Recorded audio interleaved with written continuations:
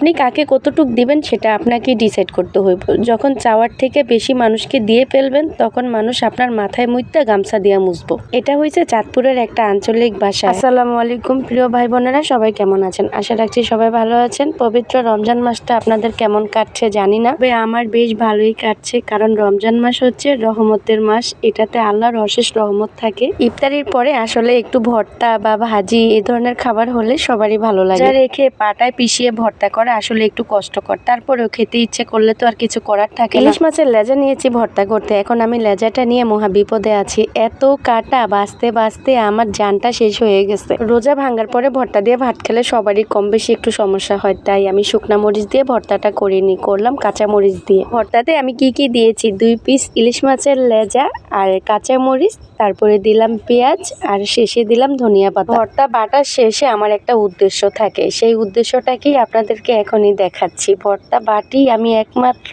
পাটায় পিষিয়ে ভাত খাওয়ার জন্য। এখন তো রোজা, তাই আমি ভাতগুলো বেটে রেখে দিয়েছি। আল্লাহ হাফেজ।